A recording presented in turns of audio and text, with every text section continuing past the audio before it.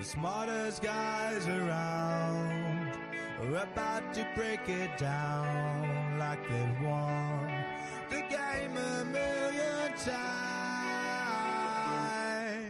Well, actually, they didn't really win the game at all. Survivor know it all. Survivor know it all.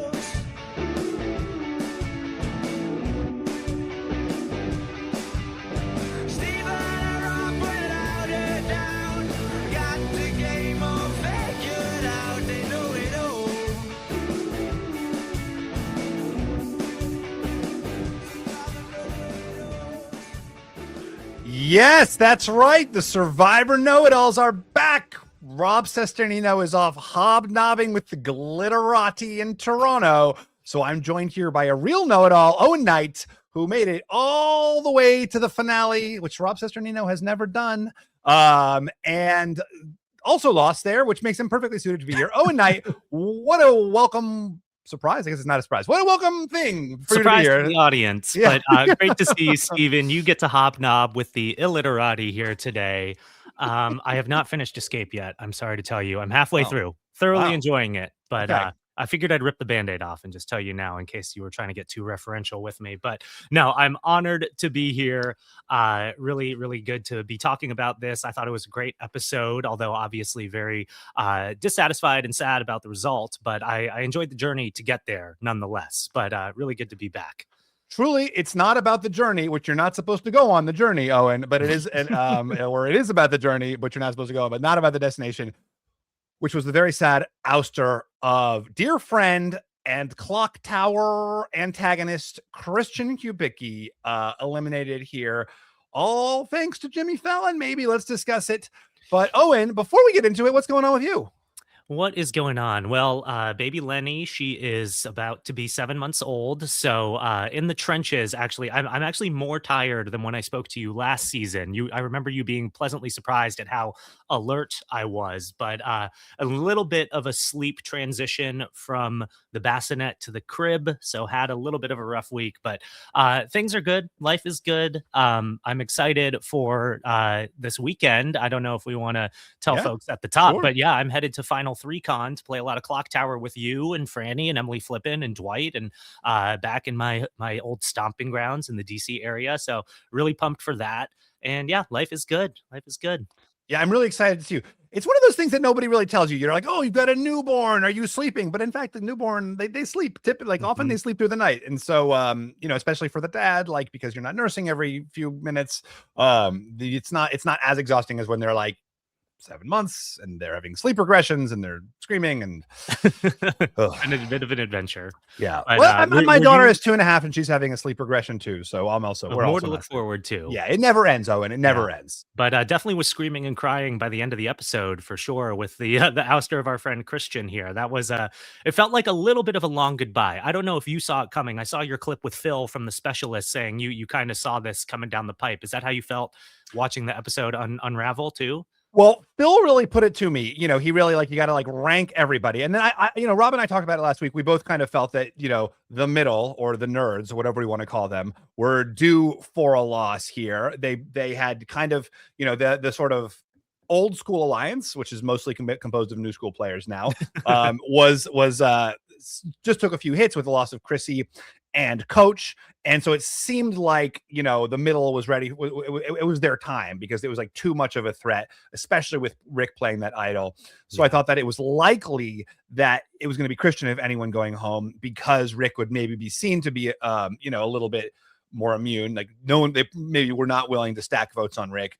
And then Christian sort of was, as I said with Phil on the Survivor Specialists, kind of the pure expression of the middle, or like the nerd, and like just in the same way that he was on David versus Goliath, the David of all Davids. Right. I think here he kind of personified that middle. And then there was a lot of other stuff that went wrong for him too, including Jimmy Fallon, once again, Jimmy Fallon ruining it.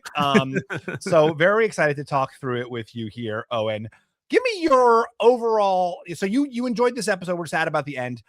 Do you feel, what else could Christian have done to save himself? Like, give me the narrative for you of what went wrong. It's obviously I'm a little biased since I consider Christian a friend and I love the guy and he's been such great TV, but I feel like there's not a ton different he could have done. I mean, his hands were tied in terms of having to read his note of shame, as he called it, in front of everyone. He had no way to at least try to finagle some sort of creative penalty. He could have said, I lost the puzzle or whatever. He didn't have that option that most people have coming back from a journey. He had already one vote in the urn against him. So at this kind of like early merge stage of the game, I do think oftentimes, I heard you say this last week, it's often where the wheel ends up landing. And oftentimes people are looking for like the path of least resistance. And so to already have a vote against him, to have played such a big game up to this point in the pre-merge, he was such a juicy target. And like you said, kind of the personification of that nerdy, cerebral archetype. He had a huge uphill battle. And, by nothing that he necessarily did, it did seem that on the surface, people were considering maybe voting for Emily and utilizing the split with Rick.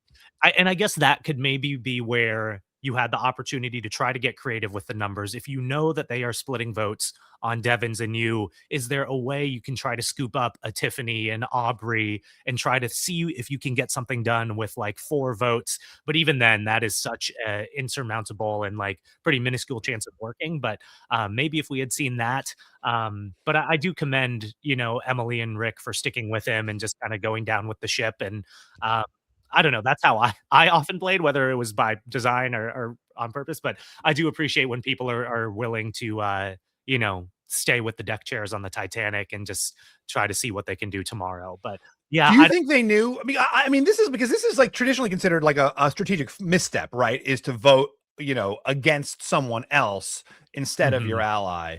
Instead of vote against your ally, because then you're just alienating that person. Do you think they knew? Did everybody know it was Christian going home? Because Christian didn't even necessarily seem to, I mean, from his reactions, he seemed a little bit bummed out that it was him.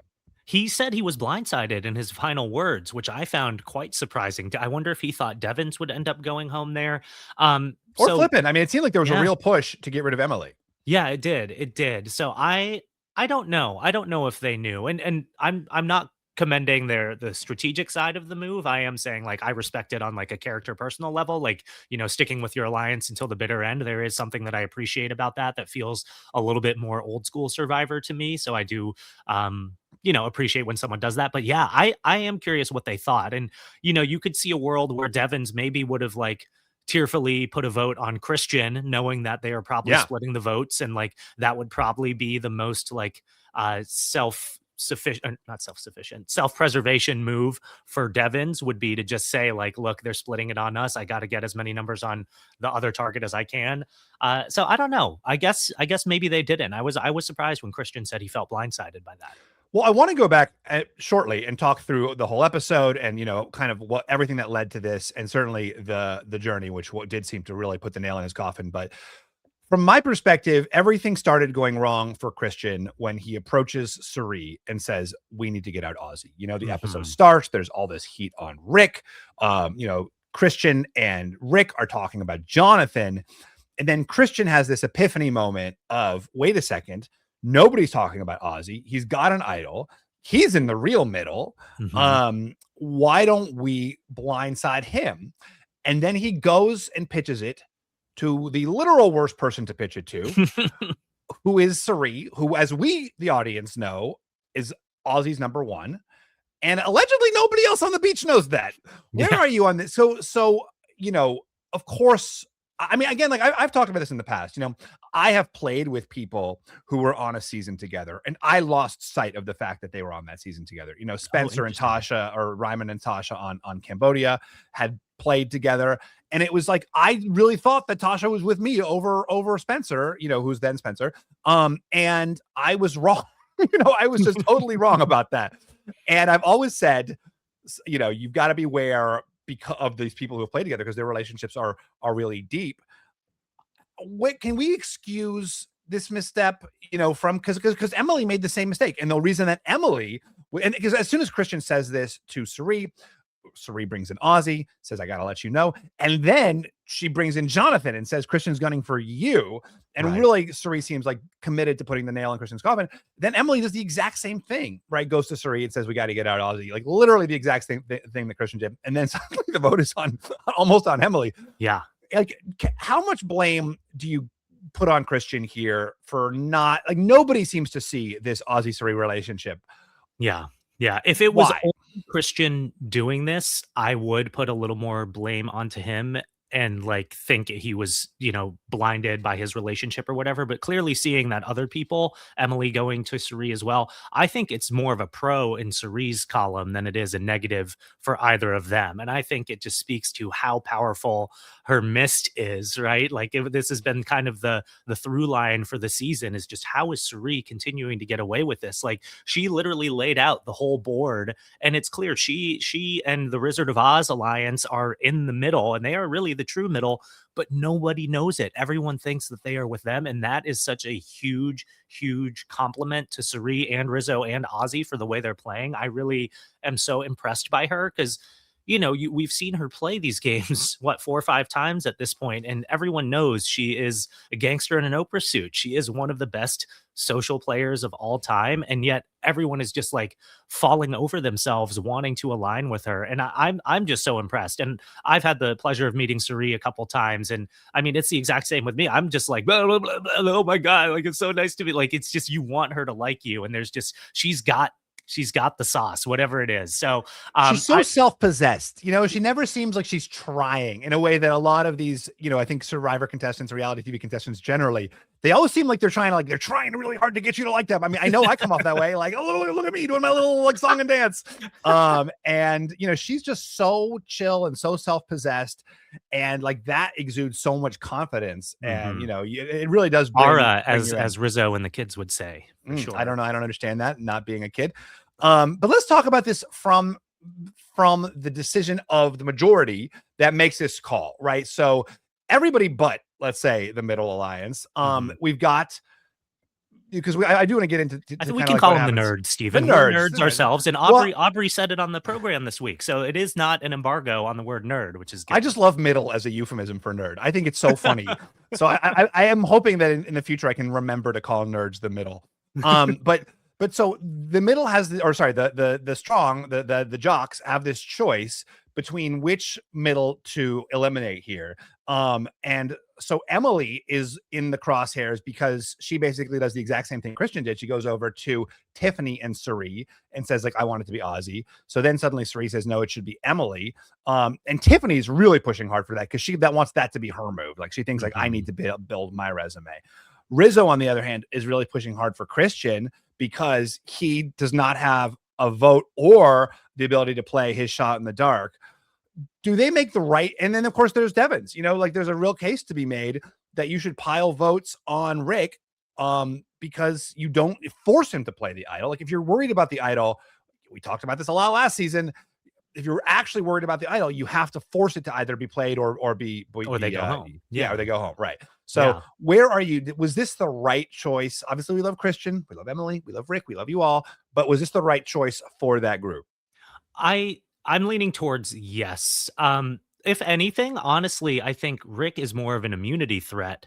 So I could see why they would lean Christian just since he was such a sitting duck this week. I really do. Like you said, I think the journey was the nail in the coffin. He already has an extra vote on him. Zero chance of playing the shot in the dark. He physically gave away the shot in the dark.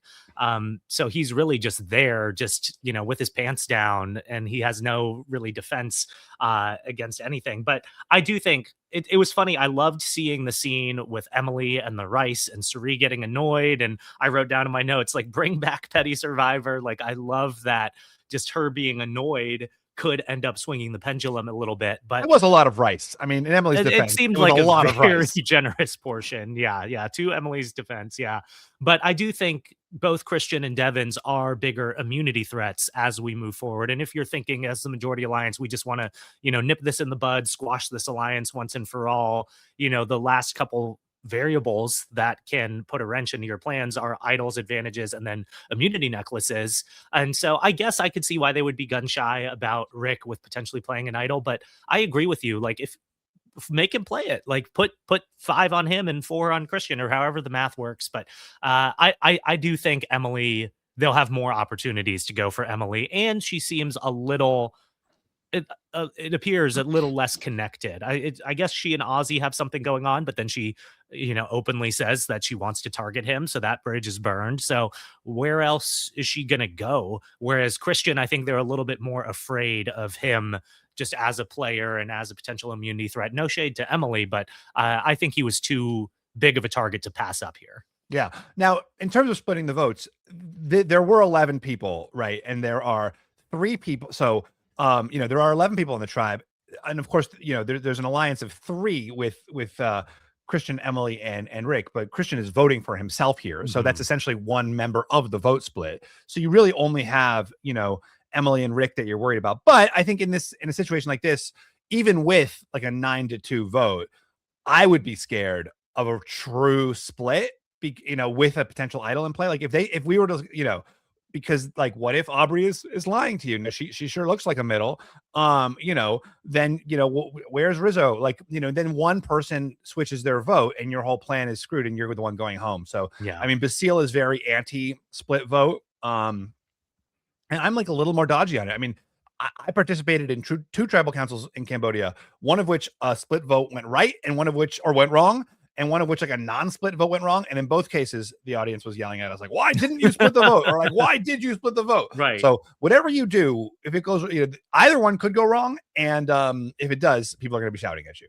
Yeah. Yeah. I don't think there's an exact science to it. And it does. I mean, I was talking about this earlier. It does leave the opportunity for a group of 4 people to totally go rogue and mix something up. So I think they did what they had to do. It made sense as Christian as the target. And yeah, with the potential for an idol, I don't blame them. I don't put it as a knock against them. Because to me, I think Devins and Christian are similar threat levels in terms of being potential adversaries for that honor and integrity group. So I think they were probably equally happy with either of them going home. And if Rick is burning his idol, is what I guess they think is going to happen, they could potentially get him next. So yeah, I'm not going to give him too much flack for. Yeah, I think Rizo was right here. Christian is, and I think you're right as well. Christian was the right call, as sad as I am to say it. He literally has a vote against him, right? Yep. And the fact that he can't play a shot in the dark, I think, is so crucial here to pile votes on him. Someone says something like, "Oh, if it's too easy, we that's like, you can't do that. It's too obvious." Like, that's where Survivor contestants in this day and age like get tripped up, is they see something like a really juicy target and they're like, "No, I can't do the easy, obvious thing. I've got to do this complicated other thing with like, right. 50% chance of blowing up in my face." But let's talk about that extra vote here. So at the end of the immunity challenge, should we talk about that? Should we talk about that, or do you want to talk about the immunity challenge itself? Why don't we talk about the immunity challenge itself? Very fun immunity challenge. I loved it. Yeah. Yeah.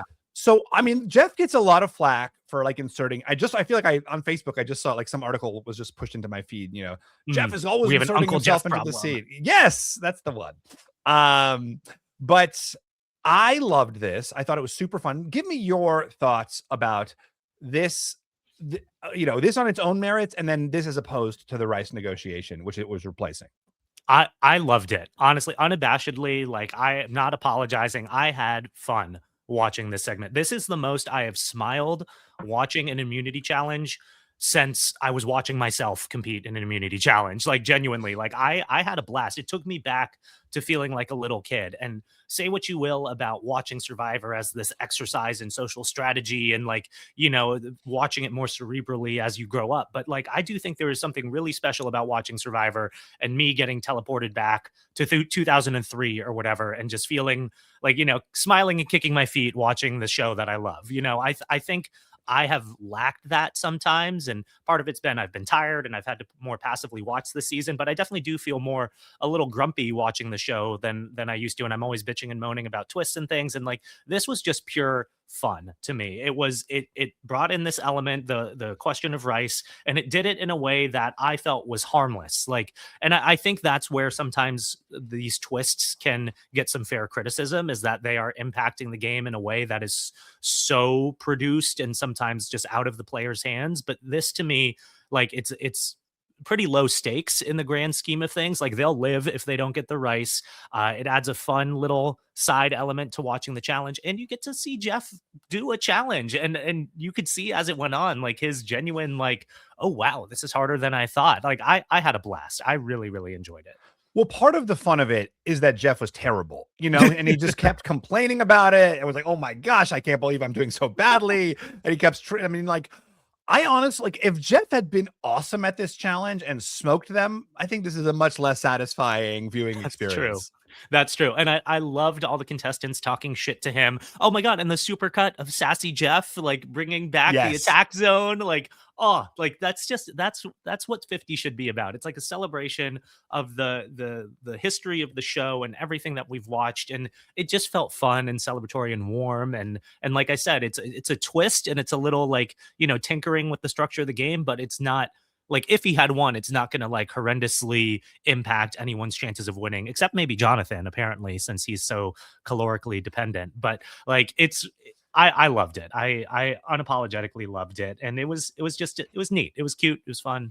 But like, is there a world where you think that Jeff threw? Genuinely, because Jeff has some serious effing forearms, and like the fact that he really underperformed almost everybody.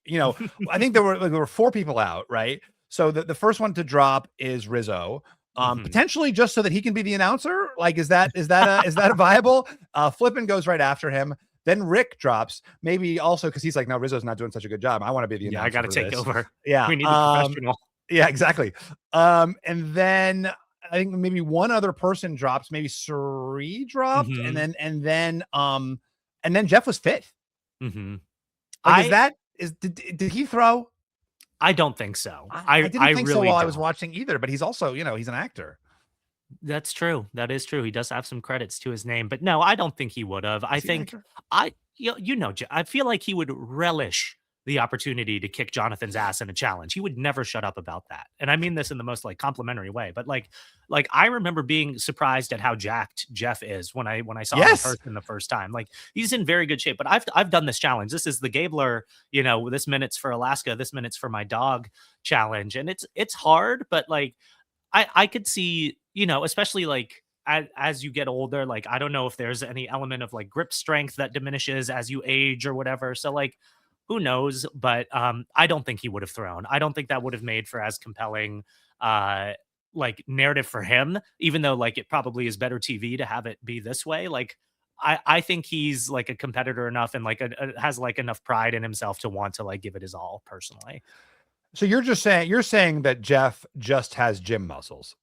Yeah, I guess they're all for show and they're all for tennis. Wow. Yeah, is that the term? Yeah. He's all just doing it to look good in his polo and his PFG shirts. He looks great though. So do you think Jeff got to try it out? Like, did Jeff practice? I don't think we got to practice. If I recall, the mechanism on this one doesn't really allow for practicing, because like, but I'm saying, like, Jeff's had access to this challenge for 6 months. Like, that's true. I don't know. You would think if he practiced, he would last longer than 7 minutes. I'm guessing it seemed like I choose to believe that this is real. I'm David Duchovny in the X-Files. I want to believe that this is real. It was all real. Yeah. Like, Jeff legitimately did not practice because he felt like that would be unfair. He had a thing. And then he just like really struggled. He genuinely struggled with it. It was sort of like, I think he also obviously recognized the humor of the moment of like him just like absolutely face planting on him. Yeah. And I think was like maybe enjoying that as well. But it was great. It was very fun. How did you feel about the reveal? It's in the like, what's in the box? Yeah. The 7 call out. It was funny because it kind of fell flat. He pushed the thing over and everyone's like, what? Like, what is this? What is this? But then once he got going, everyone got excited. So no, I liked it. I would have had a blast with it if I was there and Jeff was competing in a challenge, because it's one of those things. It's like, for better or for worse, people do feel this almost like familial connection to Jeff at this point. He's become such a figurehead of the show, and people have these like deep, like, arguably parasocial feelings about him. But like to compete against Jeff Probst in a challenge and being able to say forever, yeah, I kicked Jeff's ass in. Where do you say that? Like at like a cocktail party? Like where are you bringing, like a Twitter? That's a good question. A tombstone, maybe? I don't know. I don't know where you could put that, but Yeah. I'd that would be one of the first things. Like if you get home from Survivor and you're talking to your wife and you say, "Guess what? I beat Jeff in a challenge." I don't know. I'd be pretty Even me cheesed and like about 6 that. other people beat Jeff in a challenge. Like he didn't do that well. It wasn't that it he wasn't that doesn't good. matter. You know, if it was like Yeah. a head to head like hero challenge, you know, like That's maybe true. It in that wasn't like case. it was a headbanger down to the 50th minute or something. But Yeah. still, I liked it. How do you think this compares from like a strategic like game perspective to the negotiation which it replaces? Well, I think the negotiation has just totally lost all its water at this point, and it's like it's not even negotiation anymore because people be like, "Jeff, what about 4 people?" He's like, "Fuck you!" Like he My just life has is fine. totally, yeah, Yeah. just has totally stopped entertaining a back and forth in that. So it's not really a negotiation; it's more of a price. You have to buy your rice with a certain number of sit outs. So I think this was more compelling TV, and I don't think it was detrimental to the game structure or anything. And I don't think the negotiation itself was super additive to the game too, because particularly at the stage of the game where they're doing it, it is often where these bigger alliances are still there, and the game is not quite as necessarily fluid most in a lot of the seasons. So there's often a huge majority that can just feel like, yeah, I'll sit out, whatever. Like it usually those, at least for me, kind of fall flat. I don't know. Yeah. What do you think? Yeah, I agree with you, Owen. I think that it was a lot of fun. I really enjoyed this. I think that the negotiation kind of feels like a dead moment now. And I really thought this was like exciting. It was interesting to watch. It was fun. It was like you said, it was just fun. At first, I mean, when it first happened, I had literally just read that Uncle Jeff article or even I think maybe just the headline of the subhead. Is Jeff inserting himself too much into the show? And I was like, well, this is really going to give the haters a lot of ammunition. Yeah. But then it was very, very fun. I thought it was, I liked it. I thought the way it played out was really fun. And of course, like I thought he just seemed to be having a lot of fun with it. And it was just like fun and the contestants were having fun. And I think like that really is when the game or the show is maybe the most fun, is when everyone is having fun playing it. It can be intense and fascinating, but I think like it's like fun when everyone is having fun. So I really enjoyed it. It was very funny that he had the knife. He brought out the knife. He had like his whole series of props. Like, no. Yeah. Don't make me do it. Don't make me do it. Yeah. What did you think about Joe going to the rock, paper, scissors tournament? So we have to talk about that. Great question. So Yeah. Joe wins the challenge. Ultimately, he lost to David previously. I think like Ozzy kind of was like, I'm not going to last 20 minutes on this thing or whatever it was. An hour. And he like Joe lasted.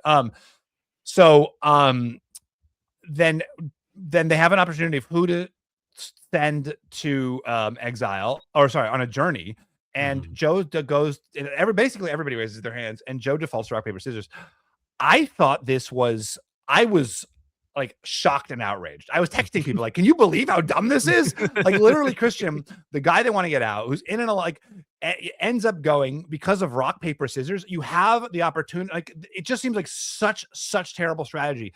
Even in Survivor token chains 6,000 years ago, we were only sending people, to the places where they get advantages if they were in our alliance and if we could trust them.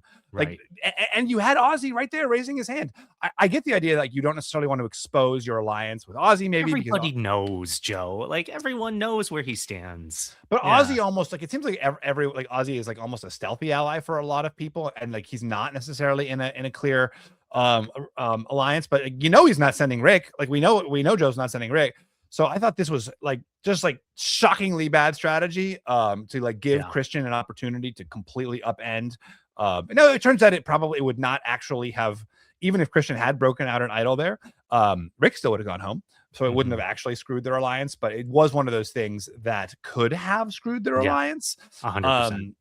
So yeah, where were you on that? Well, it's so ironic because as we discussed earlier, like the whole journey is what kind of put the nail in the coffin for Christian. So like task failed successfully, I suppose, right? Like it really ended up working out really in a good way for that alliance. But I was really Joe's interesting to me because I really feel that I would not necessarily enjoy playing with Joe, but I would love to hang out with Joe. Like Joe seems like such a sweet guy. I was genuinely like starting to tear up a bit when he was talking to his sister in the middle of the challenge. Like he seems like such a good human being and a good dude. And I was like, man, I'm too hard on Joe. And then he starts doing rock, paper, scissors. I was just like, what the hell are you doing? Like, I'm completely with you. Just like the potential risk of what this could be. You've got this very short target list of 2, maybe 3 people with between Devins, Christian, and Emily. And yeah, what are you doing? And especially as Joe, if I'm branded as Mr. Honor Integrity, Ozzy, you go. You got second place. Great battle, brother. Why don't you go? It's such a layup. It's such a layup, and no one would bat an eye at Joe being the person to give it to whoever got second place, even if ostensibly they are not number 1 super close allies. So I was befuddled by that, but it's let me lay this on you though, Owen. Is there a world where Joe does not want Ozzy to go? You know, we see a conversation between Joe and Jonathan and Stephanie when they are talking about Ozzy, and they are saying like, yeah, we need to like be with him for now. We, you know, he's one of us for now, but like we don't want to put all our eggs in that basket. They know Ozzy has an idol. Maybe they don't want to give Ozzy more ammunition simply because like they see him as a potential real threat down the road. That's a really good point. And honestly, I'd forgotten about that element of the Joe, Steph, Jonathan conversation. So yeah, I could see that, but even still, he's not your threat right now. But I guess if you're them and you're thinking, okay, this is our final 3, we got to get to the end no matter what. We'll start with the middle people, the nerds, and then we'll work our way through everybody else. Yeah, I guess there is a world where you're worried about the next couple days going up against that alliance, Ozzy and whoever they think he's with multiple advantages. I could see that being threatening. So I don't know. Maybe he was just so overwhelmed by the decision that he's like, whatever, rock, paper, scissors. Well, that's kind of what I'm thinking. If you're like, my options are Devins, who I hate, Christian, who we're talking about getting out right now, Flippin, who we also want to get out, and Ozzy, who I don't want to give more power to. You know, maybe I just kind of like, I throw my hands up and let kind of fate decide. Yeah, tomato. It's all kind of like none of these are ideal. Right. I'm just surprised none of his closer allies volunteered and raised their hands. That to me is almost. Did Jonathan not raise his hand? Was Jonathan's hand not up? I can't remember. I kind of think Jonathan. Maybe I'm mistaken, but I kind of think Jonathan might have been up for it. Was he not in the tournament? I thought it was just a four-person tournament. Maybe I don't know. I mean, we only saw 4 rock, paper, scissors, but you know, editing. I honestly don't remember. I mean, if Jonathan was there, that was a mistake to not send Jonathan. But then Jonathan really needed that rice. So I mean, like, you know, I do think you're right that the things that make Joe a wonderful human are probably things that make him a frustrating Survivor player. You know, that commitment to your word, that commitment to loyalty and you know, integrity are wonderful. And I think also very, you know, frustrating when you're watching someone play Survivor.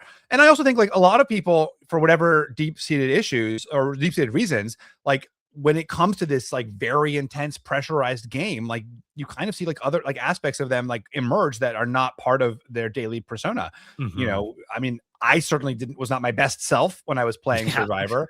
Me either. Yeah, exactly. And you know, you see the extreme versions of that, like, you know, Abby Marie is renowned to be such a lovely person in real life, and yet also renowned to be, in Malcolm's words, a dementor on while playing Survivor. You know, and there's other, you know, it just like brings out this paranoia in everybody playing with it. And for some people that resonates like more deeply than others. And maybe Joe, who holds like so tightly to these principles, like maybe he's just someone who like really gets destabilized when you know, he's in a fluid situation like that. But I am actually finding him more frustrating this season. Maybe because I'm so Rick Devens coded, you know, maybe I really enjoyed Joe in season 48. I think I was one of the few who was like a real Joe advocate, but I'm finding it more frustrating. This season. I agree. Well, and it feels like this season he is trying to foist his style onto people maybe a little bit more, or ascribing badness to other people for not following his same code to a more severe degree than he was in 48. So yeah, I'm not necessarily anti-Joe, but I will say, like, I would find him frustrating to play with, and would probably end up not, end up being more on the Christian, Devins, Emily side of things for sure. Well, it was a very funny conflict between Joe and Rick, where Joe's like, and I didn't vote for you. And Rick's like, yes, Yeah, but you sure. wanted to, and you were trying to. Mhm. And Joe's like, and then Joe, like, I think like both of them walk away feeling like they're the victor in that. Like Joe's like, I didn't get into it. He was trying to provoke me, but I didn't get into it. Like that was like, that's growth, which was sort of a very funny confessional. It's really like the best part of Survivor is seeing two people who just cannot bear each other, forced to work together, or at least pretend to work together in a in a pressurized environment. Like this is what Survivor's about for me, is this sort of like tension between, like, this oil and water tension between Joe and Rick. 100%. And yeah, the hugging it out and everything. And you can tell they're both, like you said, they're just walking away feeling so good about it.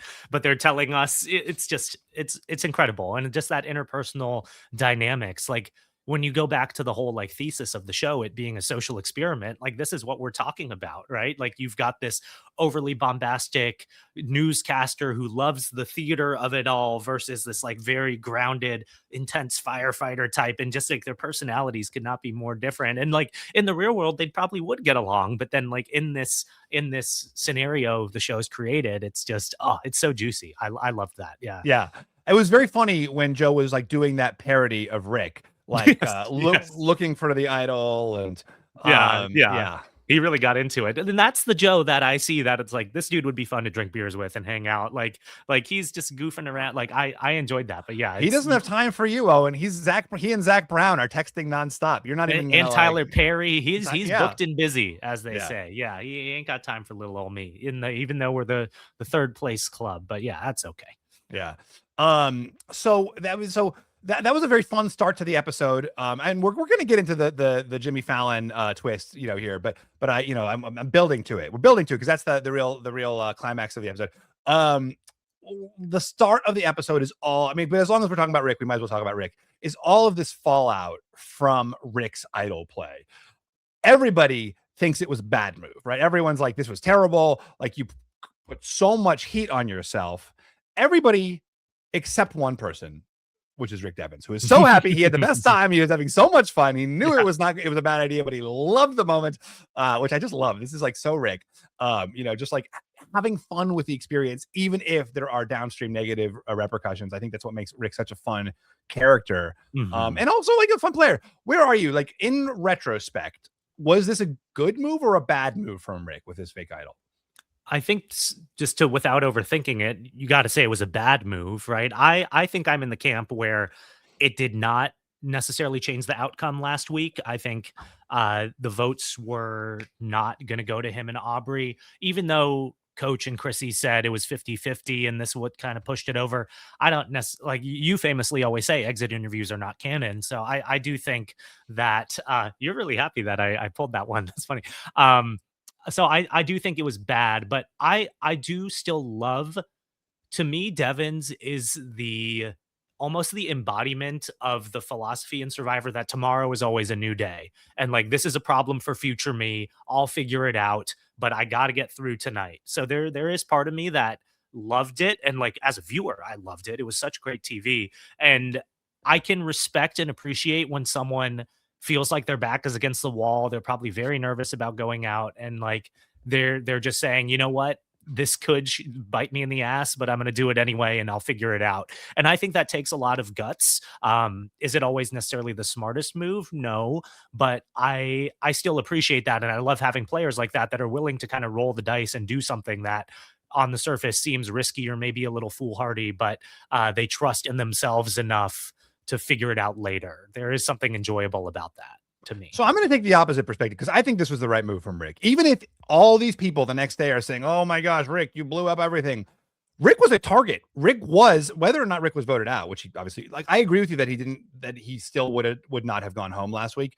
But we know that he changed votes, right? You literally have a clip at the start of this episode of Stephanie saying to Jonathan and Christian, like, we're still voting Rick, right? We're still voting Rick. And then by the end of that, the only person who votes Rick is Jonathan. So we know that he was getting votes. And if I'm in that situation where even if it's like a 60-40 or like an 80-20, like even if it's an 80-20, like I'm still doing the thing to save myself. And it was theatrical and it was big. And it certainly increased the focus on Rick, but he already was a target last week, and I really think regardless of what happened with like that theatricality, I think the middle alliance was going to be the target this week anyway. Yeah. And I honestly think Rick would have been in a worse spot. I think Rick is maybe going home. They can't stack votes on him now because he has this idol. So even if everybody is like talking about, oh my gosh, like that was so stupid, like now all the focus is on you, like he very well was going to be a huge target anyway in this spot. And he really has a lot of insulation now. I think that, like, even last episode, they were talking about, before the duo's twist was announced, they were like, should we vote out Rick? Should we vote out Aubry? We weren't seeing Christian's name. Maybe that of course was because he ended up not being important to that episode. But I think that Rick would have been a really viable target anyway. And certainly like with his like idol hound reputation, and that this kind of gives him insulation. And I think that like certainly one vote, certainly two votes is hopefully enough to have a reset. Like you lose one of your closest allies. I mean, we saw with Tiffany, right? Like there were votes split on Tiffany 2 episodes ago, and now she's in a driver's seat. She's the one who's like kind of like pushing names and thinking about building her resume. So your place in the game is not just determined by people's perception of you, but also by who they perceive your allies to be, like what kind of leverage they think you have. And so, I mean, Rick is really helped by Christian going out here, and he also, and I still think this fake idol benefits him, just like Rizo's real idol benefited him in 49. So I actually think this is still the right call from Rick, even in retrospect. Yeah, it was really beautifully said. And I was going to say, you can definitely make the argument that move bought him 2 rounds. And I'm really glad you brought up Tiffany, because I was so impressed and happy to see that she was right there next to Cirie calling the shots this episode, because she was really like, it seemed like her back was against the wall, and she easily could have emerged as someone who could be an easy pick off kind of early merge. People aren't super connected. So yeah, I'll definitely concede this one to you. Like I agree. Like things could turn around. He could become way deprioritized now that Christian's gone, and it could buy him some chance to scurry around and figure something out. So yeah, very good point, Steven. What do you think? Do you think anybody's just mad that Rick got a big theatrical moment and they didn't? I mean, I'm sure there are people that are. I'm trying to think who's left in the game that would be the most upset about that.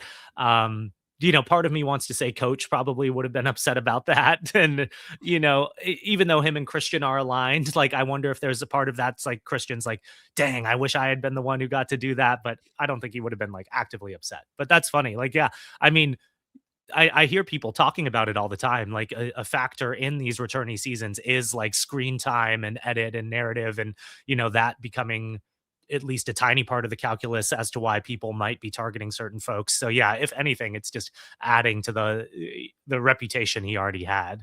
We just got Coach out. Finally, this every time Coach said a haiku, there were 6 camera guys ran over and put their cameras on him. And now we got freaking Rick stealing our thunder. It's like screen time's back on the menu, boys. And now Devins is just eating it all up. We got to get him out. Yeah. Yeah. So I do wonder how much, yes, but it was interesting to see that, Tiffany really in an interesting spot here.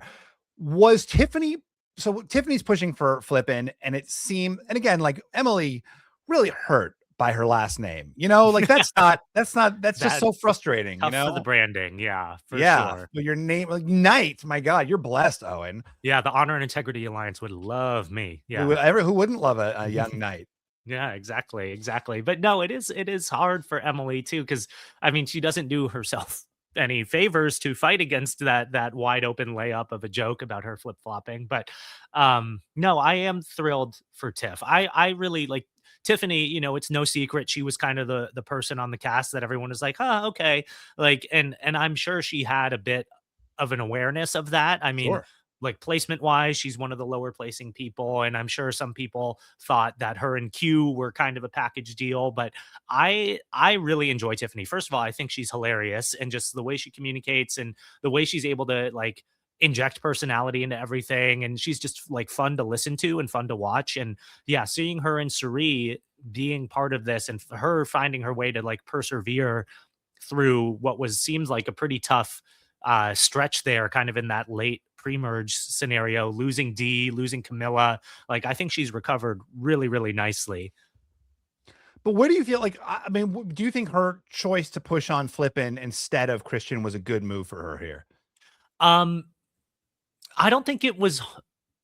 I don't think it hurt her either way. I Yeah. think it's worth bringing up. I think it's always worth considering the board and what's going on. I think, especially talking to Cirie, I don't know how aware she is of how tight her Cirie and Ozzy are, but I think it's worth it. And I definitely can empathize with feeling like you need to start leaving your mark on the game. Otherwise, are you just going to get dragged to the end? And that was part of why I started kind of spiraling on my season, because you can kind of, there reaches a point where you can kind of see the game slipping through your fingers, right? And you say, like, regardless of how long I'm here, I am cooked, because, like, even if I get to the end, what am I going to talk about? And so I do empathize with that.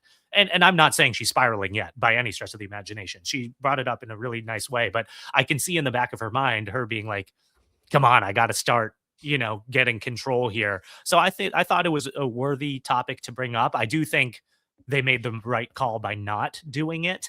But I think it was worth discussion. Yeah, I mean, I do wonder if 11 is too soon. I mean, again, we don't really know a lot of the dynamics. We don't know what the relationship between Tiffany and Emily is. I, just thought, like, why go for someone who's a new era, girl like you? Like, why not, who maybe there's more just like social connection to, where you like maybe know a lot more people with people in common, like, honestly. Yeah. But what was interesting to me was that Cirie agreed, at least at that moment in time, right? Cirie said that she also thought Emily. Why do you think that is? Well, if they're both pushing for Ozzy, do you think there's a world where Cirie does not like the relationship that Emily has with Ozzy? Because even when Ozzy comes over, she's like, "Oh, you're day one," like maybe I think like. that's Yeah, I think that's got to be part of it, because from what we've seen and probably what Cirie is aware of, Ozzy and Emily have a better relationship than Ozzy and Christian.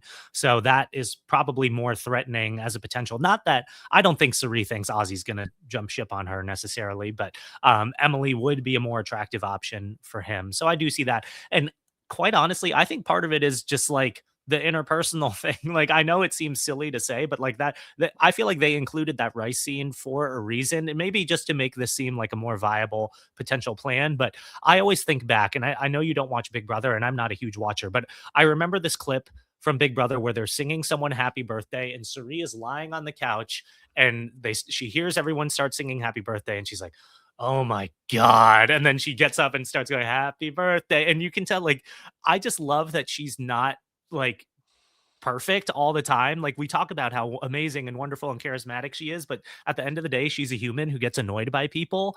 And maybe Tiff just caught her at a moment where she was feeling a little annoyed by Emily and the fact that her and Ozzy could potentially pose a threat if things were to go off the rails. But to your point about 11 being possibly too early for Tiff, I think this was a pretty low risk place for Tiffany to start pushing her desires a little bit, because if it were to happen, it would not have been solely Tiffany that would have, like, people wouldn't necessarily have been like, Tiffany's the one who did this, she masterminded this whole plan. It would have taken a lot of people to be involved with it. So I thought it was a pretty low risk place to pipe up a little bit. And that's kind of why one of the reasons I actually didn't love it as much. I mean, I agree with you that it makes a lot. Ultimately, I agree with you that like Tiffany needs to start kind of like being a more vocal voice, so that when she does get to the end, people can say like, oh yeah, she was like, even if they're not like, yeah, check mark next to you by, for Emily, they can start to think of her as someone who was a really vocal part of the strategy. I certainly felt that way in Cambodia. It sounds like you also felt that way on Survivor 40, whatever you were on. 3, I know, but it's like, it's all too easy. Yeah. But you can't be someone who's just seemed to be a passenger, and some of that is just kind of speaking up. So I do think it was the right choice for Tiffany to be a little more vocal here. The only thing is, I think what I see wrong with it is just this idea of, I need a resume, I need to be responsible for the Emily boot. I think that's kind of where a lot of new era players go wrong, at least from my old self watching from home. Whereas you see someone like Cirie, and her decision making is not like, I need this check mark by my name, but it's, I need to move the game state towards a place that I am more in control of, right? I need to get rid of the people who are threatening my allies, and I need to keep my, keep the people around who are closest to me. When it's a marginal decision, I'm going to like get rid of the person who's threatening my ally, who has the best relationship with my other ally. You see her making like sort of like minutely tactical decisions in a way that like with every choice kind of just like moves her one step closer without giving this like one flashy kind of like Cirie did this moment. And I think that's kind of the optimal way to play, at least from my perspective, the optimal way to play the game. No, 100%. That's why she's one of the goats. She's thinking about every possible ramification of everything that she does. And I mean, early in the episode when she gave that confessional explaining the whole board and where she lies in it and how many options she has, like you can she just sees things so clearly, and she hasn't lost the forest for the trees, and she's so keenly aware of how everything connects. Like I didn't think I could be more impressed by her after watching everything that she's done, but like she's done it once again. It's just like she like you were talking about last week, like it's a Fab Five now. Like regardless of if she wins or not, she's up there in the pantheon for me of like I think this is one of her best games ever. I mean, truly, because it's also like a really tough field. I think this is like really, I mean, I've loved every single game she played. I mean, in Panama was just a masterclass. You know, everyone here. I mean, like obviously Micronesia. You know, I mean, I guess I didn't love Heroes vs Villains. There was less game there. This I think is like the fact that she is able to do as much as she is, and game changers too. Like again, like the only person to be eliminated without a vote against them. Right. Very frustrating as a viewer. But this is definitely up there among her best games, and I think we're seeing a lot of her sort of like how masterful she is, and it seems effortless. Although I think you're probably right that it is very effortful, not like very effortful, but like very self-aware and very conscious. All right, we finally got in there. Owen, let's talk about this Jimmy Fallon journey. So first of all, let's talk about Emily is mad at Christian for going because you don't go on journeys in the new era. Where are you on this? Do you go on journeys or do you not go on journeys? I think it's very situational. I mean, for me, I went on one early in the game, I think after the third immunity challenge, and it ended up being a part of why I stuck around when we voted out James Jones with the steal a vote. I ended up letting Noelle take the advantage. I trusted her enough for her to steal my vote so we could pull the subterfuge on James. So it definitely bought me around. So I don't think it's like automatically bad to go on a journey necessarily, particularly if you feel you're in the minority, particularly you feel like you are a target.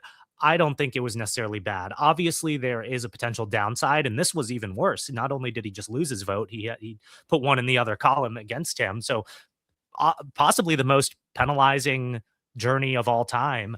But no, I don't think it was foolish of him to go just automatically on the surface. Do you?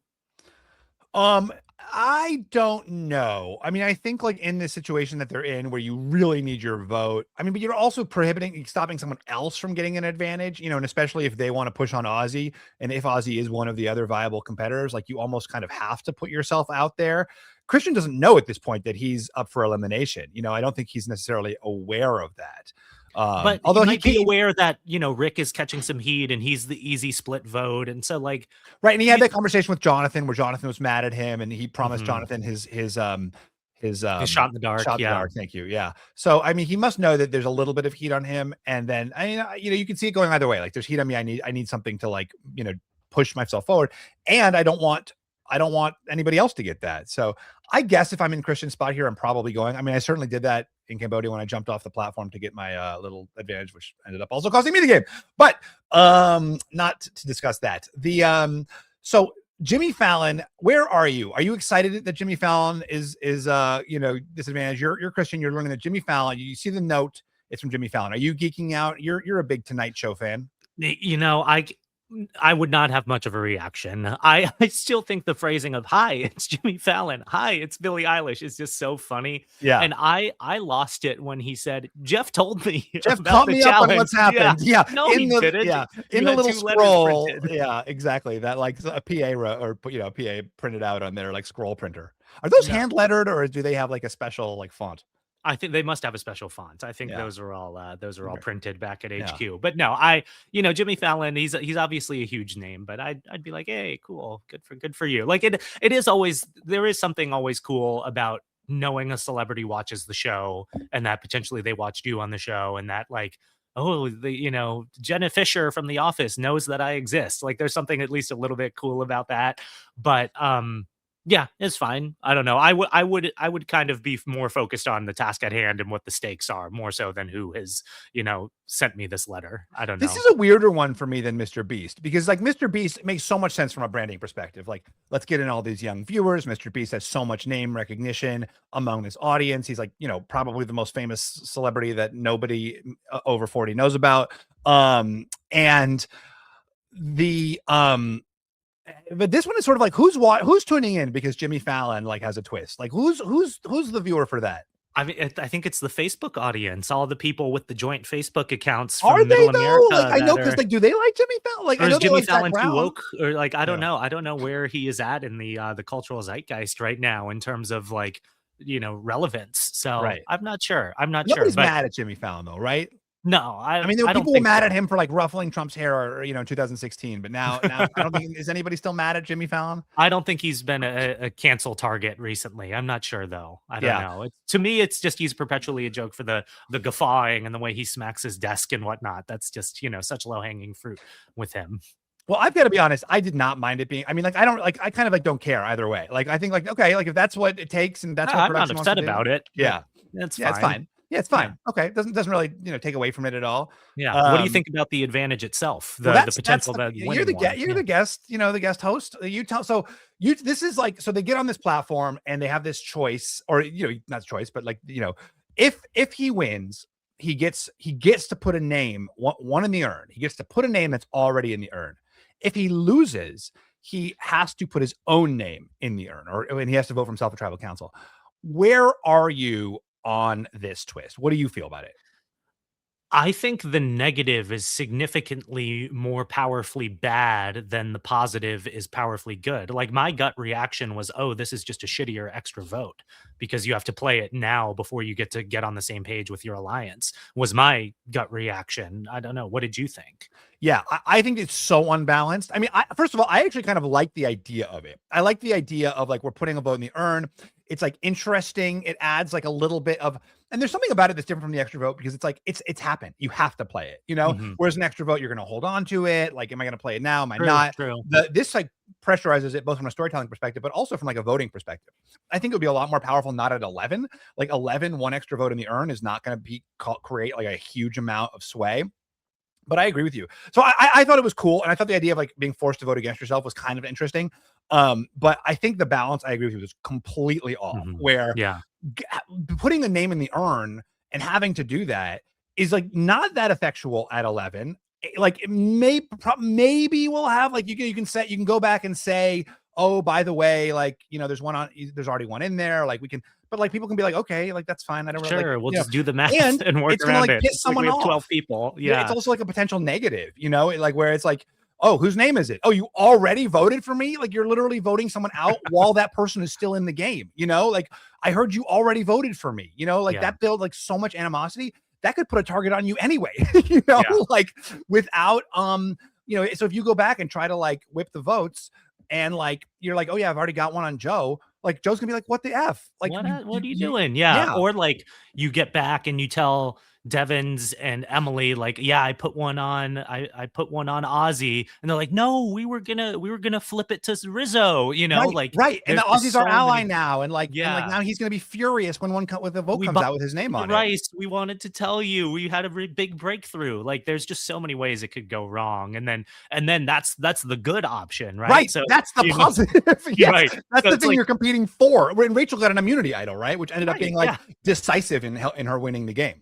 Yeah, and it's I mean, Clock Tower is always on my mind, but it's like an outsider ability, It's like something good that hinders the good team, right? Yeah. Like it's like this isn't all that powerful, and the worst scenario is like really bad. Like this, right? I don't know. And that's the thing. Like, also the note of shame too, having to not even have the opportunity to lie and try to finagle something. Yeah. Yes, the bad is so bad. You're not just losing your vote; you're also voting for yourself, which like forces a vote on you.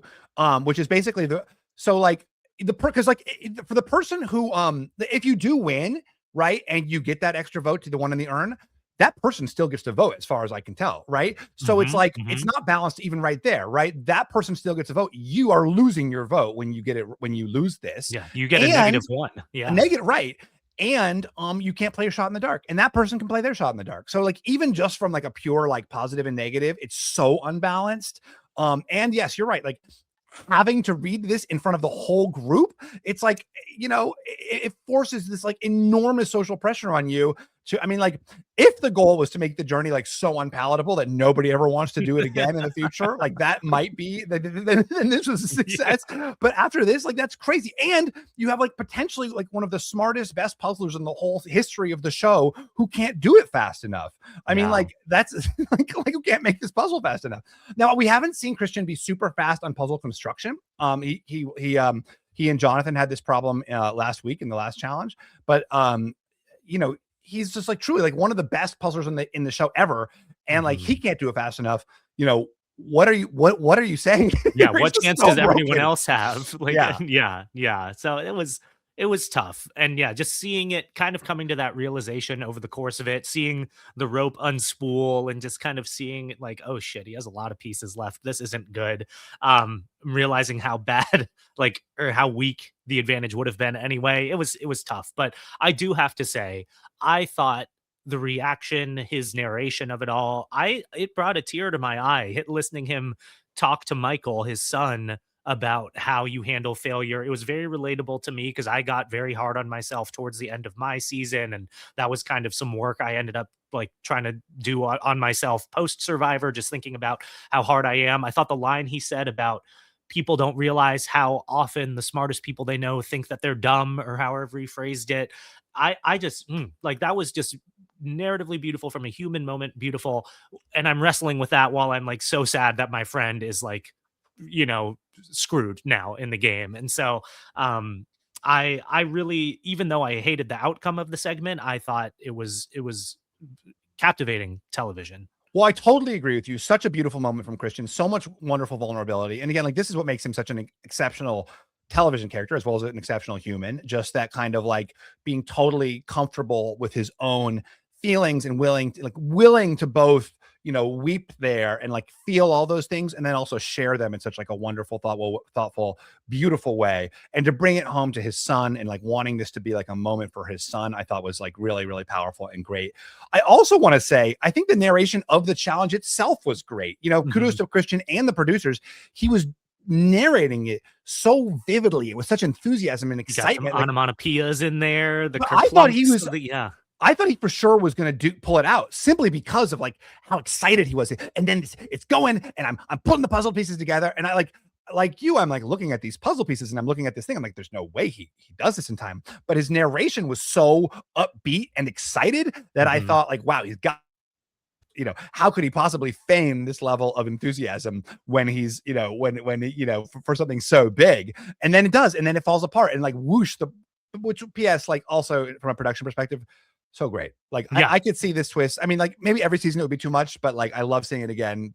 From a visual standpoint, such a gorgeous shot. Just like the puzzle getting yanked into the water, sinking into the ocean. Oh, it's beautiful. Yeah, it's so good. And that's a really good point. He was really narrating so well, and I mean that's why he's one of the best, like you said, characters, confessionalists of all time. Like he really leaves it all out on the field. And I do think like giving a confessional is like an art form in a way, because you're not like the storytelling of it and knowing that you're bringing the audience into the moment. And especially in this scenario where it's just you and you're narrating what's just happening to you. A lot of people I think could have much more boring retellings of what happened on that pontoon, but he really he had me invested, even though I could see like, like this isn't looking good. But yeah, in the back of your head, you're like, is he going to pull it out? Yeah. Is he going to do it? And then, just whoosh off the barge into the ocean. Just like beautiful shot. He just like collapses onto the bar, like just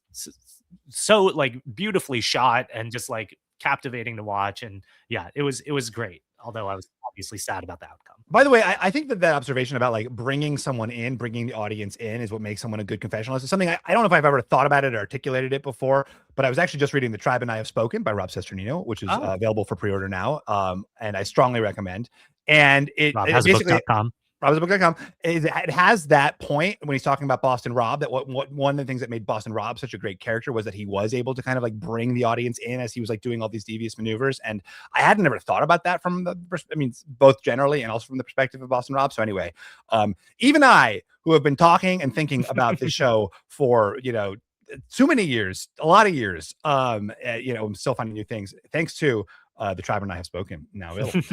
Anyway, so Christian goes back and he, Rick tells him that he is, in the hot seat. And we've already talked about Emily going over to Aussie, but I wanted to just kind of highlight it one last time going over to Cirie and selling out Aussie, because one of the narratives around Emily, a narrative that I myself have encouraged or pushed, is that she is a very self-interested player. And it was the thing I said to Christian before he left, like we love Emily, she's awesome, but she's a self-interested player. She's always going to look out for herself. Like, she's very vocal about that. When I was at Final 3 Con last year, and we had a conversation about Survivor, and if you ever went back, like, can you just like vote someone out without feeling any remorse or empathy about it? And she's like, yes, like that is what this is the game. Like, I believe that is what you do. And Christian, for all his talk of being being a robot, is like very emotional and very empathetic. Yeah. But Emily is like a lot can be a lot more cold in that respect. And so here she really actually puts her game on the line for Christian in a way that I thought was really beautiful. She goes over to Cirie, pushes Aussie, who has been her ally, really just to get Christian off the block, and it ends up almost getting her sent home. Yeah. You said that so beautifully, because I didn't really realize the gravity of what Emily was doing. Obviously, like in just watching on the surface, you're like, yeah, she's going to bat for her alliance, trying to move the target, but it's Emily flipping, right? Like, we've seen her pull all these maniacal shenanigans in Clock Tower. Like, we know she's able to compartmentalize the game in that way. So yeah, I think you're right. I think you said it perfectly. There is something really beautiful about that. Her willingness to put her own game at risk for Christian. Was it the smartest move? Probably not. But like, also, again, props to Cirie for making people so unaware of how close her and Aussie are. So I don't want to beat her up too bad for that. But it did seem for a while. I part of me was convinced for a bit, and props to the editors for making it interesting. I thought it might have shifted. I don't know. Were you ever questioning whether the target had moved? Oh yeah, I thought there was a good chance it was Emily. And then when Rick's name was coming up, I was like, wait a second, is it Rick? Like, I really I thought it was going to be Christian, and then I truly, like, going into tribal council, I thought, oh, Emily's in trouble. Like, it's especially. Go ahead. Sorry. No, just that. I was going to say the same thing. Go ahead. No, so Cirie kind of vocalizing what you had said last week with Rob about the whole act of the wheel spinning. And basically it just felt like 3 pieces of the pie, like Rick, Christian, or Emily. Where's it going to land an hour from now, half an hour, 15 minutes? Like, it really does feel that way. And it's just like, it's almost like people just are spiraling and scurrying around, and it's just, where does it land? And I thought she vocalized how that feels and how that goes down pretty nicely. Before we stop, Owen, I want to talk about the 4th piece of the pie, the former middle member, Aubry Bracco, who kind of has an interesting trajectory this week, where she disavows. She does not vote with the middle. She disavows. So do you want to talk to me about what she did, and like, where you are on it? I'm so glad you brought her up, because as we were just talking, I was realizing we really haven't hardly talked about her at all. And I thought it was interesting to see both her and Jonathan this week too, because they ended up having that conversation. I took note also that Jonathan was the first person they cut to after we got back from tribal council, even though they interviewed him the day after. It was in the daylight, and they showed us Jonathan's reaction first, and then they're having this conversation. They have this handshake about moving forward in the game together. It felt very intentional, and it felt like, oh, is this something to watch here? Because Aubry, I empathize with her, because like, it's clear she does get lumped in with the nerds, whether that's because she wears glasses or she's shown to be an anxious person in previous seasons or whatever. And she was literally partnered with Devins last week. Like, it's logical that people would categorize them together. And it's good to see someone kind of taking the bull by the horns, narratively speaking. And I remember Christian talking about this preseason, that, Survivor can become narrative warfare, right? And so to see Aubry becoming aware of this and having Jonathan clue her in on this, and then choosing to do something about it, I really respect it. And to me, it felt like Aubry is really kind of like waking up. And I actually had a friend tell me texted me last week just saying just like Aubry seems miserable this season. Like, did she even want to go? Like, where's her headspace at? And I don't have any insight to that. I don't know Aubry really at all. But this week, to me, I felt like there was, in that confessional after that conversation, I felt a little more like punchiness to her. I don't know if you sense that, but to me, it seemed like she's like, okay, it's showtime now. And I think we're going to see her kind of start trying to take control of her own destiny a bit more from here forward. Yeah, kind of the same thing from her and from Tiffany. Is there like, I mean, where are we in the game? Like, such that the like players are like, you know, is there like, what's right now like making these players kind of wake up and say, I've got to like seize my fate? Yeah, that's a good question, because I wonder too, because like we were saying earlier, 11 seems a little early, but 13 people are gone. Like, they've played a lot of game, so I wonder if that's almost accelerated the schedule a little bit, and that it feels deeper into the game than it actually is, right? Due to the size of the cast. But I'm not sure, or maybe it's that they're multi-time players and they're a bit more aware of how slippery the slope can get if you don't control your destiny sooner, and how quickly it just becomes, a runaway train. So I wonder if that's a piece of it as well. And obviously I can't speak to that since I've only played once, but I don't know. Did you feel that at all in Cambodia? Wait, feel just what? like that, like almost needing to start being a little more proactive earlier. Oh yeah. And that's why I got voted out. I do wonder, like, the other thing that I was thinking about with respect to Aubry here is, she says it goes to Jonathan, like, let's form an alliance, let's work together. All very well and good. I remember having a conversation, about halfway into Survivor Cambodia with Kelly Wentworth, where we were kind of both like, we'd like to align with each other, but it's kind of too late. We already have our allies. You kind of can't, like, at the middle of the game say, like, you're my new ally. But that's sort of what Aubry and Jonathan do here. And maybe it's a new era thing. We were really at the dawn of voting blocks, so maybe it's just become entrenched in the Survivor zeitgeist. So where are you on this? Can you, halfway into a season be like, okay, now we're a duo? I think yes. I mean, that kind of happened with me and Cassidy on my season. We had been kind of at odds early in the merge, and then we ended up becoming close allies. So I think there is definitely a willingness to do that by people, and it could be a new era thing and an evolution of the game from the Cambodia voting block kind of meta shift. And I think there is something to it too, to where they've played a lot of game, but there's still a lot of game left. And so it feels like they're seasoned, but it's not too late to kind of still change their trajectory. I think, if this was an 18-person cast, and at this point you're down to like 8 people or something, you've kind of gotten into bed with who you're with. It's like you've kind of locked in to a certain degree. So I wonder if that is also a function of how many people still need to be eliminated, and that there is a little bit more wiggle room and a lot of these bigger votes to where you can, bring in 2 alliances, 2 small alliances, and make a voting block big enough to do something at 10 or 9 or whatever. So I think it's a combination of factors. And I also want to give credit to Jonathan, by the way, who, we're talking about what a great social game Aubry's playing. Jonathan has played a very strategic game, really the whole season, I think. I do think, Jonathan, sometimes we miss his savvy strategic gameplay with his like massive muscularity, but he certainly, this episode, made a case that like, hey, I'm pushing all these votes, I'm gonna like walk into Final Tribal with all of these like notches on my belt. He was the one pushing Christian first, right? Like he was the one who said like, Christian betrayed me. He was the one who kind of like put the screws to Christian, which sort of got him to give him his shot in the dark. And I thought giving the shot in the dark back to Christian on the way out was kind of a classy move too. I gotta say, so? Why you didn't like it? I thought it was kind of a dick move. I couldn't figure it out when it happened. To me, if I'd just been voted out, I'd feel like I'd be catatonic, and then someone coming up to me and being like, here's your thing after just voting me out. Like that almost felt like salt in the wound. I don't think Jonathan meant it that way. I don't think he's that kind of person. But he's giving up a tool in the game for himself, right? This is something that he could use if he needed to. It's basically like a mini idol in his pocket. And he's saying like, hey, this is yours. This is your memorabilia. This is something you can keep with you like for your life. Yeah. I'm being too harsh, I guess.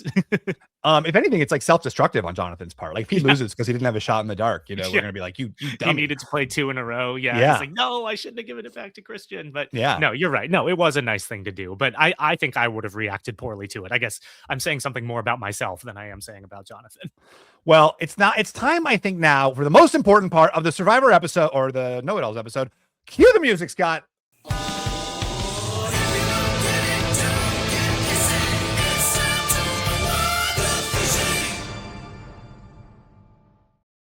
First of all, Fishy for Scott, like that was like A+ queuing. Right Like on I just cue. queued him. He was freaking on it. That was unbelievable timing. Like no hesitation at all. He was ready to go.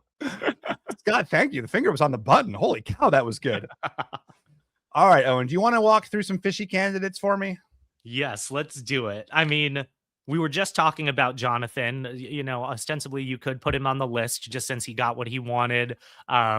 He was able to do the whole shot in the dark thing with Christian, but he's not my leading candidate. I mean, I think we got to go back to Cirie. I know she just got it last week, and you have this this very socialist way about the Fishy sometimes where you like spreading the love, but she just feels so at the nexus of everything that's happening. It feels like she's pulling off the hammock guy thing without coming across as the hammock guy, and by that I mean, there's always those people that just lay in the hammock all day and they hope people come to them, and they're like giving out the, you've got your audience with the king or whatever, and Cirie is doing that and getting people to come to her with information and plans, but no one is viewing her as like, in any negative sort of way. And again, just seeing the way the story is being told through her lens and the way she laid out how insulated she is and how many options she has and how she's basically good with everyone, I feel like she's one of my leading contenders. And then I don't even know if there's a third. Who are you thinking here? Well, is there anything to be said for Rizo? Because it did look like Emily was going to be go home, and Rizo makes the case like, hey, Christian is, now is the time. There's a vote in there already. He can't play his shot in the dark. Like let's do Christian now. We saw very little from Rizo this episode compared to we did. And you could throw him on the short list for that. It almost the storytelling made it seem like he almost kind of like pumped the brakes and is like, guys, we've got a juicy target right here who is so vulnerable, got a vote already. Like, why wouldn't we do this? So he was kind of the voice of reason. And I'm just going to use this as my opportunity to publicly just like say, like, I was so wrong about Rizo after seeing him in the season 49 trailer. I remember being one of the voices and I was just like, who is this kid? He seems so annoying. Where's Jesse Lopez? Where's Ricard? Where's Omer? The Riz God, who did this punk think he is? And I really loved watching him on 49. I had the chance to meet him. So lovely in person. I shared this anecdote on Chat BCC, which everyone should download, by the way, that when I met him in Nashville, I referenced, oh, my wife, Sammy. And he was like, paused our conversation and went over and introduced himself to Sammy. Like, he is just a really thoughtful, smart, like just like fun person to talk to. So I was so wrong about him and I've loved watching him. And I just want to publicly say that because I was one of the people just like bitching about him being on the season, honestly. But he earned the spot for sure. And he's been great. He's playing great. I was a little interested that his edit was so small because it seems like we've gotten a lot of his stories so far. He seems to be in a really powerful position with Ozzy and Cirie, but this was really, so much of this week was told through Cirie's perspective, so that does make me wonder, and maybe it's like, could this be the time Cirie actually pulls it off? But I think he is an honorable mention for the Fishy for sure. Yeah, I think you're right, though, Owen. I think it has to be Cirie this week. I think, not only do we see her just working her magic across the board, I mean, she really does directly control this vote. We see Christian go to her and pitch who we the audience at home know is her number one ally, Ozzy. She immediately switches the vote onto Christian by bringing in Ozzy, telling him what's going on. She goes to Jonathan, says Christian's gunning for you. And that of course turns Jonathan on Christian. And then she's in the conversations about Emily because Emily goes to her. And also, so everyone is coming to her and pitching their plans. And she is the one who is ultimately kind of steering the vote. Even if she had momentarily preferred Emily here, ultimately, I think she is in control of this in terms of just getting that whole Emily Christian, Christian group in the crosshairs, and certainly, putting in a Christian to begin with. So yeah, absolutely agree. Fishy for Cirie, her third this season, and extremely well deserved for sure. Well, I just don't get how she's so able to talk to everyone without like, you see over the years, so many Survivor players just get caught with their hand in the cookie jar when they're talking to too many people and people are like, wait, that rat is talking to them too. And she's just able to move so fluidly. It's a masterclass, and I'm just so grateful to get to watch her again because she's one of the goats for sure. And she notices all people's micro expressions too. Like don't do that, don't do that little smile, don't do that smile. Yeah. So good. It's so good. She's incredible. Really is. Well, thank you so much, Owen. You are incredible. Anything else you want to share before we wrap? I don't know, just if you want to follow me on Instagram, be my guest. Sometimes I'm posting there about any charity auctions or things we're doing. We raised all that money with the Minnesota auction. We have an item up. Check out our stories in the coming days. We are auctioning off it's a clock tower game to benefit World Central Kitchen as part of the Final 3Con auction. So you could play clock tower with me, Steven, Dwight, Franny, Emily, probably Omer, since he doesn't have a life and just plays clock tower. Yeah. Yeah. That used to be me, by the way. I used to be the most available for Clock Tower. And now definitely Omer has supplanted me as the yeah. Well, once he writes his book, he'll be less available. But no, that's basically it. Just loving life and enjoying being a dad. And this was, I think, maybe my favorite episode of the season, even though my winner pick and one of my favorite people on the season went home.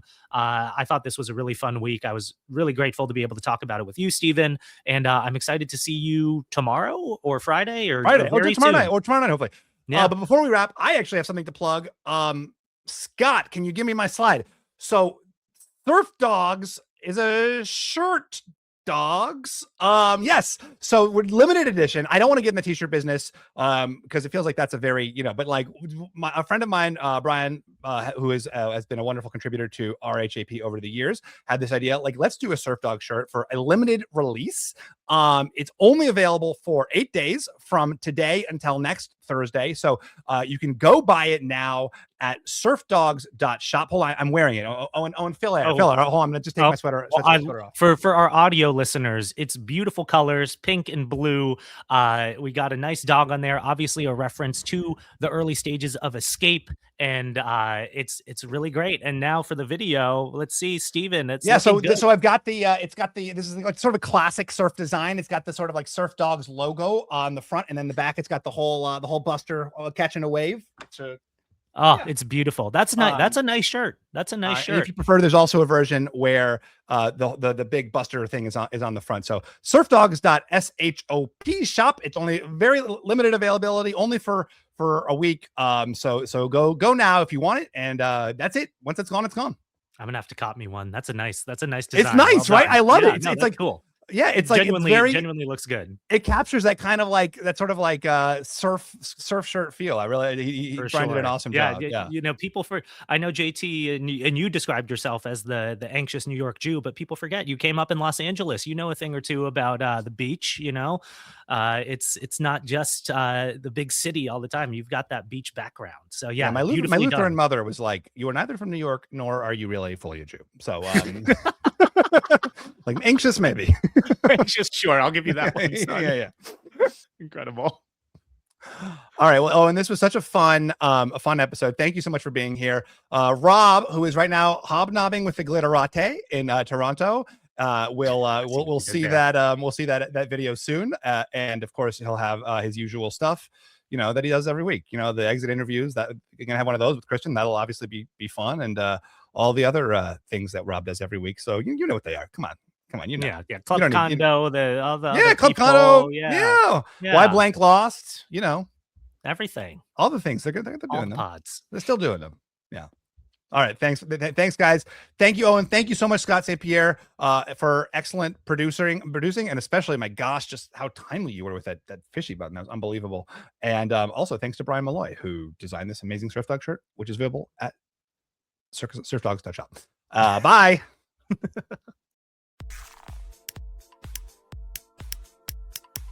This is RHAP.